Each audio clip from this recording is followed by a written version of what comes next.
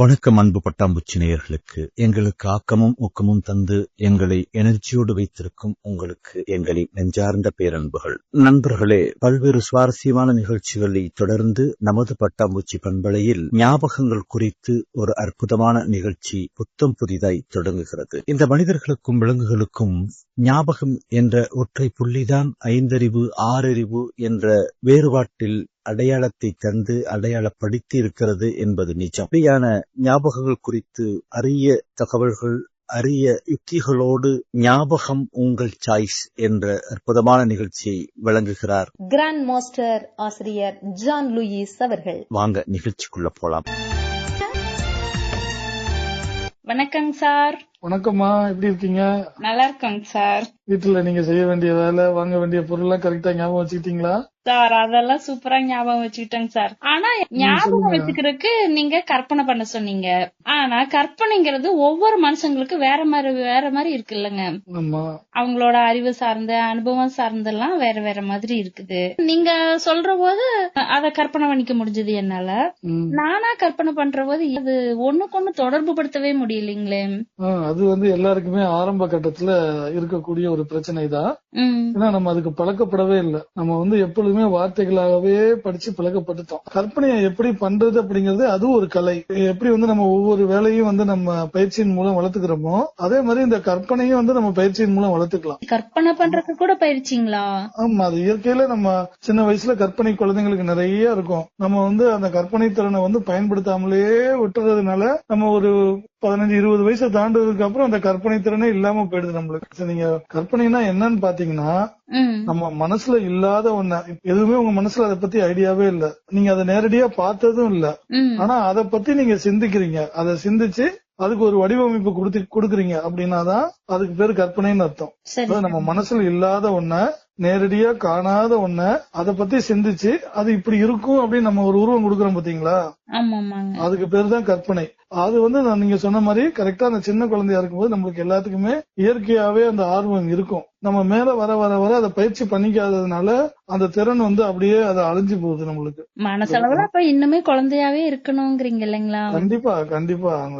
கேள்வி கேட்கக்கூடிய அந்த திறன், அந்த கேள்வி கேட்கக்கூடிய ஆர்வம், அதை பற்றிய சிந்தனை சின்ன குழந்தைங்களுக்கு நிறைய இருக்கு. அது எந்த வயசுலயும் நம்ம வச்சுக்கலாம், தக்க வச்சுக்கலாம். நம்ம அதுக்கு பத்தி கவலைப்படாம அதை அப்படியே விட்டுட்டோம். அதான் சரி. இப்ப நம்ம நேரடியா பாத்தீங்கன்னா கற்பனை பண்றதுக்கு என்னென்ன வேணும்னா ஒரு சில கூறுகள் இருக்கு. எப்படி கற்பனை பண்ணணும்? முதல்ல ஒரு பொருளை நீங்க பத்தி யோசிச்சீங்கன்னா அதுக்கு உருவம் கொடுக்கணும். கண்டிப்பாங்க.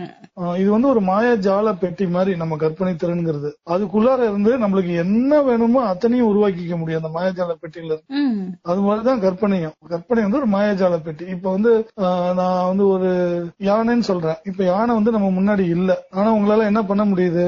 யானைய நான் உருவப்படுத்திக்க முடியுது. நிறைய பாத்துருக்கிறதுனால உங்களுக்கு அதை உருவப்படுத்திக்க முடியுது.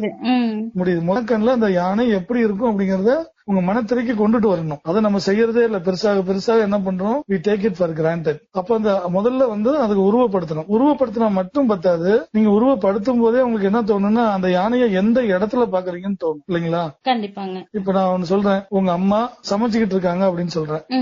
இது உங்களால காட்சியா மனத்திரையில பார்க்க முடியுதா? உடனே பார்க்க முடியும். பார்க்க முடியுது இல்லைங்களா? பார்க்க முடியுது உங்களால? முடியுது. எங்க சமைச்சுக்கிட்டு இருக்காங்க? கிச்சன்ல சமைக்கிறாங்க. கிச்சன்ல. ஆனா நான் கிச்சன் சொல்லவே இல்லையே. சொல்லவே இல்ல. உங்க அம்மா சமைச்சுக்கிட்டு இருக்காங்கன்னு தான் சொன்னேன். நீங்களா கிச்சனை எடுத்துக்கிட்டீங்க. ஆமாங்க. இல்லைங்களா? இப்ப நம்ம ஒண்ணு சொன்னோம்னா அதை உருவப்படுத்தும் போது அந்த இடங்கள் நம்ம கண்ணுக்கு தெரியும். சுற்றி உள்ள இடங்கள் நம்ம கண்ணுக்கு தெரிய ஆரம்பிக்கும். மனத்திரையில தோணும். இல்லைங்களா? இப்ப சினிமால எல்லாம் பாத்தீங்கன்னா ஒரு காதல் காட்சினா அது ஒரு பூங்கா, பூந்தோட்டம் அப்படிதான் காமிப்பாங்க இல்லைங்களா? ஒரு எரிமலை மேல நின்றுட்டு அந்த காட்சியை காமிக்க மாட்டாங்க.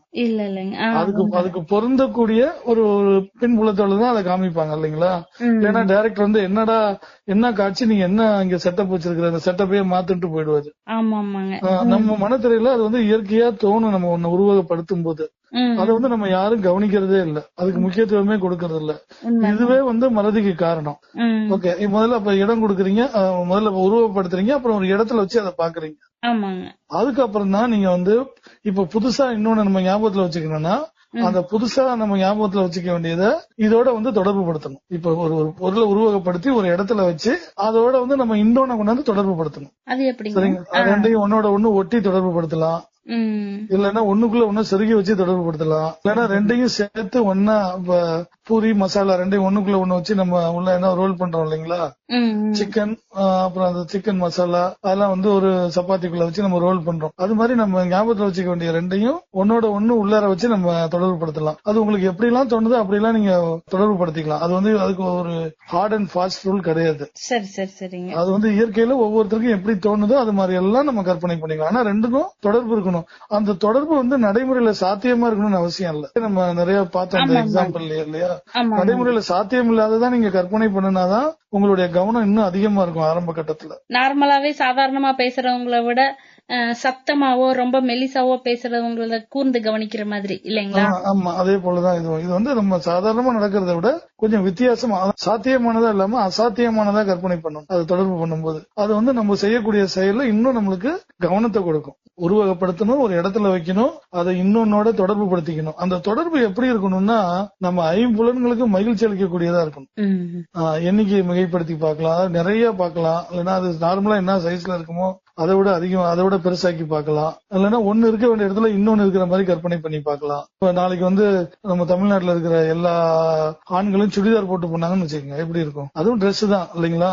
கண்டிப்பாங்க. ஆனா அது மாற்றம் செய்யறதுனால என்னது எல்லாருக்கும் சிரிப்பு வரும் கண்டிப்பா முதல்ல பார்த்தோம்னா. அப்புறம் 2 நாளைக்கு போனா அது பழகி போயிடும். அப்புறம் இப்ப பள்ளிக்கூடத்துக்கு பசங்க போறாங்க, வெயில் அடிக்குது, தொப்பி போடாம 2 கொம்பு வச்சுட்டு போனான்னு வச்சுக்கோங்க, பாக்குறவங்க ஒரு 2 நாளைக்கு சிரிப்பாங்க இல்லைங்களா? ஒரு மாற்றம் இருக்கு. அதாவது அது எங்க இருக்கணுமோ அங்க இருந்தா பிரச்சனை இல்லை. அது இடத்த மாற்றி நம்ம பார்க்கும்போது அது நம்ம மனசுக்கு வந்து ஒரு மகிழ்ச்சியை உண்டு. ஒண்ணும் இல்ல, ஊருக்கு வந்து ஒரு பூம்பு மாட்டுக்காரர் வராரு இல்லைங்க, அதுவும் மாடுதான் இல்லையா? அது மேல ஒரு கலர் துணியை போட்டிருக்கிறாரு, கொம்புல 2 மணியை கட்டி இருப்பாரு, அவ்வளவுதான். அப்புறம் கலர் கலரா கயிறு எல்லாம் கட்டி இருப்பாங்க. ஆமா, அவ்வளவுதான். அது தலையை ஆட்டுச்சுன்னா அந்த மணி அடிக்கும். உடனே அந்த ஊர் பிள்ளைங்க எல்லாம் அன்னைக்கு ஃபுல்லா உங்களுக்கு பொழுது போயிடும். அந்த மாட்டுக்கு பின்னாடியே அந்த ஊரை விட்டு போற வரைக்கும் அவங்களுக்கு பொழுது போயிடும் இல்லைங்களா? கண்டிப்பா கண்டிப்பா. ஒரு சாதாரண விஷயத்த என்ன பண்ணிருக்காங்க, ஒரு மாத்தி செய்யறாங்க இல்லையா? மாட்டு கொம்புல வந்து மணியை கட்டுறது, மாட்டுக்கு வந்து ட்ரெஸ் போட்டு விடுறது, இது வந்து ஒரு வித்தியாசமா இருக்கு. அதனால அது மகிழ்ச்சியை கொடுக்குது. இது மாடு, அது பூம் பூம் மாடு இல்லைங்களா? அவ்வளவுதான். ஓகே, இப்ப நம்ம வந்து அது போல வந்து நம்ம தொடர்பு பண்ணும்போது அது நம்மளுக்கு மகிழ்ச்சி அளிக்கக்கூடிய விதமா நம்ம அதை கற்பனை பண்ணணும். கடைசியில வந்து இது மாதிரி நம்ம நிறைய தொடர்பு படுத்தின விஷயத்த ஒட்டுமொத்தமா காட்சிப்படுத்தணும். இப்ப நேற்று நீங்க 10 பொருளை சொல்லிட்டு அப்புறம் கடைசியில ஒட்டுமொத்தமா காட்சி பண்ணீங்க இல்லையா?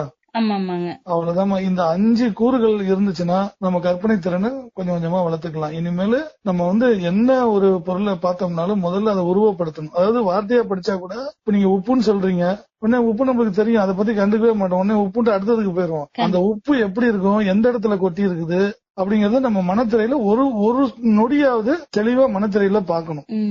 அந்த மனத்திரையில பாக்குறது வந்து அவ்வளவு முக்கியம். சரி சரிங்க. அது நம்மளுக்கு தெரிஞ்ச பொருள் உப்பாவே இருந்தாலும் அதை வந்து தூத்துக்குடியில பாக்கணும், இல்லைன்னா அட்லீஸ்ட் ஃபேக்டரியிலயாவது பாக்கணும். எங்கேயாவது ஒரு இடம் அட்லீஸ்ட் நம்ம பாக்கெட்லயாவது பாக்கணும். அயோடைஸ்ட் உப்பு எந்த இடத்துல பாத்துருக்கோம், ஒவ்வொருத்தரும் வேற மாதிரி பாக்கலாம். அது எல்லாமே ரைட்டு தான்.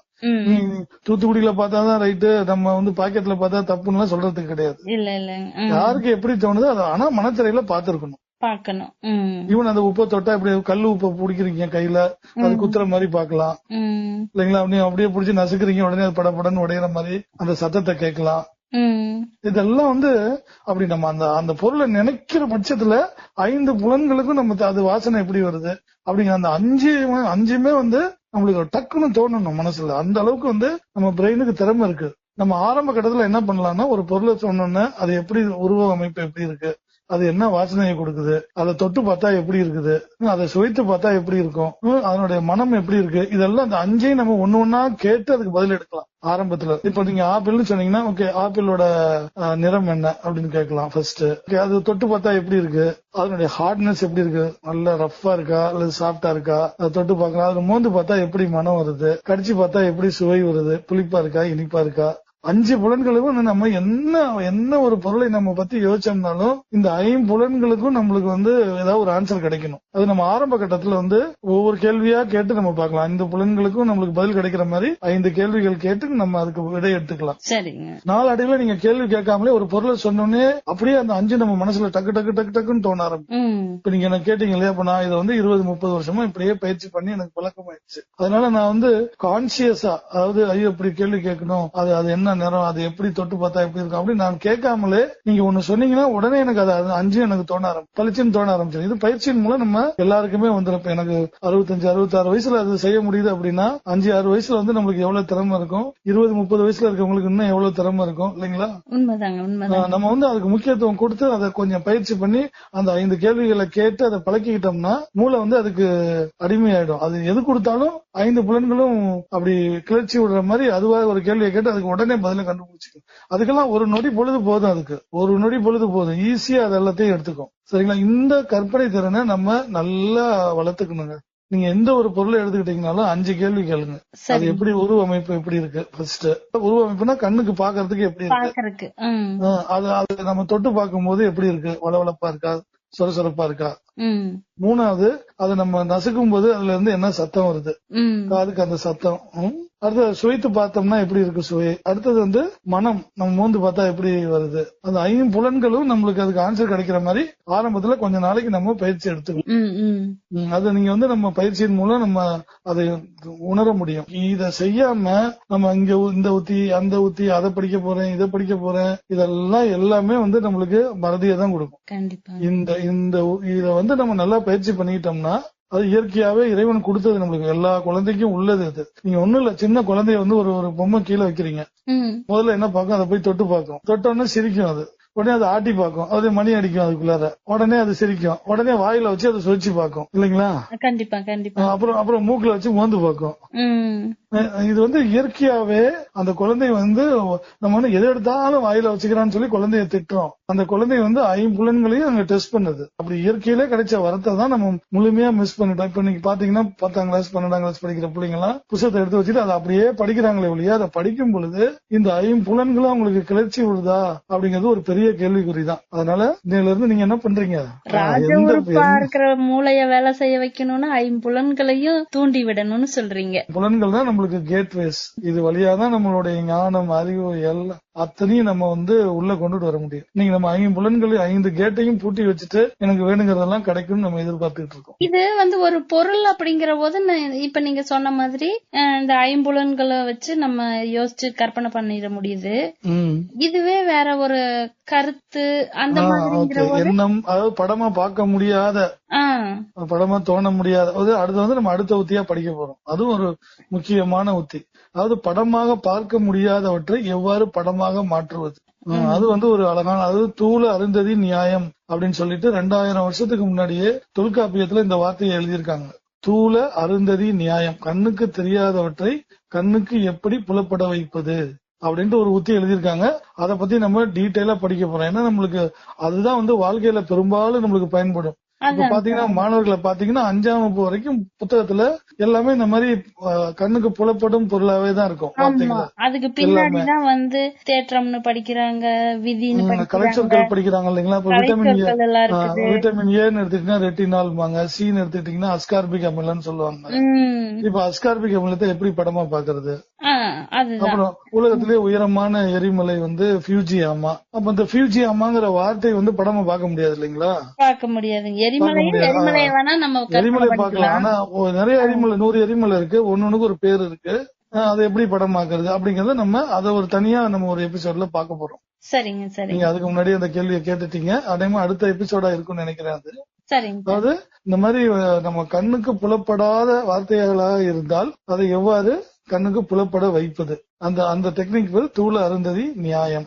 அதை வந்து நம்ம டீட்டெயிலா அடுத்ததுல பாப்போம். இப்ப உங்களுக்கு புரிஞ்சிச்சு இல்லைங்களா?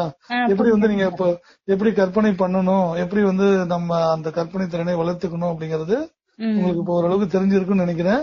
நீங்க இன்னைக்கு ஒரு 10 பொருளை எடுத்து முதல்ல அந்த 5 கேள்விகளை கேட்டு நீங்க அந்த பொருள் 5 புலன்களும் கிளர்ச்சி விடுற மாதிரி ஒரு கேள்வி கேட்டு அதுக்கு ஒரு பதில கண்டுபிடிங்க. ஒரு 10 பொருள் 20 பொருள் 30 பொருளுக்கு அது மாதிரி நீங்க ஒண்ணா கேள்வி கேட்டு அதனுடைய 5 கேள்விக்கும் பதில கண்டுபிடிச்சிட்டீங்கன்னா நாளடைவுல நீங்க கான்சியஸா அந்த கேள்வி கேட்காமலே ஒரு பொருளை சொன்னாவே உடனே 5ஐயும் பிரெயின் தேடிக்கும். அப்படி இப்படிங்கிறதுக்குள்ள கற்பனை பண்ணிக்கும். நன்றிமா. ஓகே, அடுத்த எபிசோட்ல சந்திப்போம், பாப்போமா. நன்றிங்க சார். நேயர்களே, நீங்கள் இதுவரை கேட்டது ஞாபகம் உங்கள் சாய்ஸ். இந்த நிகழ்ச்சியை உங்களுக்கு வழங்கியவர் கிராண்ட் மாஸ்டர் ஆசிரியர் ஜான் லூயிஸ் அவர்கள். தொடர்ந்து இணைந்திருங்கள். மீண்டும் இதுபோல் இன்னும் ஒரு நிகழ்ச்சியில் சந்திக்கலாம். இது ஒரு பட்டாம்பூச்சி FM தயாரிப்பு.